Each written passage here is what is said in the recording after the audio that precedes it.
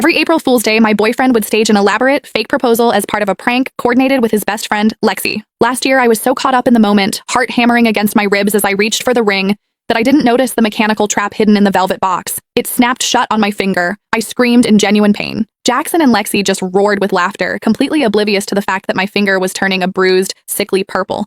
To make it up to me, Jackson had spent months swearing that this year would be different. He promised he would finally ask for real. So when he sent me a top priority text telling me to meet him at the bistro where we had our very first date, I believed him. I spent 3 hours getting ready. I got a blowout, had my nails done, and applied a full face of makeup with surgical precision. I even wore a brand new silk slip dress. I had the announcement post drafted in my notes, waiting for the photo of the ring. But the moment I pushed through the door, a heavy, cold mass of buttercream slammed into my face. A girl's sharp, bright laughter erupted from the center of the room. "I told you she'd show up. Pay up, Jax, you lost." Jackson walked over, his expression as smooth and gentle as it had been for the last 6 years. He used a napkin to wipe a glob of frosting from my cheek. "You look beautiful, Cass," he said, though his eyes were dancing. Shame about the dress, though. "What is this, Jackson?" My voice was trembling. "I made a bet with the guys on whether I could actually get you to come out tonight. I bet that you wouldn't. My stake was simple. If I won, I'd propose tomorrow. If I lost, I'd wait another year." He shrugged, offering a half-hearted grin. "Sorry, babe. Since you actually showed up, I guess we're not getting married this year either." I stood there, the weight of the frosting pulling at my skin, and looked him dead in the eye. "So,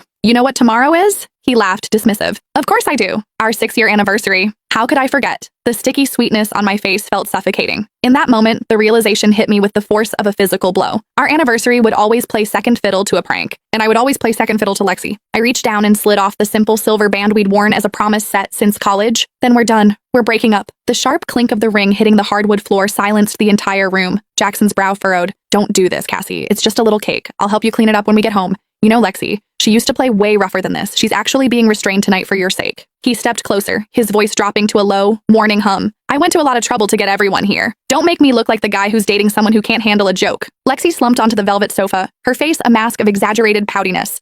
"Seriously, Cassie, it was just a laugh. If you're going to be like that, we won't play anymore, okay? But breaking up? That's a bit dramatic." She looked at the guys, her eyes wide. "I told you she couldn't handle it. Jax, you shouldn't have invited her. Now, the whole vibe is ruined." She sat there, the undisputed mascot of their little tribe. In this circle, if Lexi wasn't happy, no one was allowed to be. Jackson was no exception. I remembered the first time I met her. She'd organized a game of truth or dare. Usually dares involve something embarrassing in public. Her dare for me was to perform an intimate sound right there in front of the group. When I told her I didn't appreciate that kind of humor, Lexi's eyes instantly welled up. She'd bolted out of the room. The entire group, Jackson included, had chased after her to comfort her. The party that was supposed to be my welcome ended with me sitting alone in a dark apartment,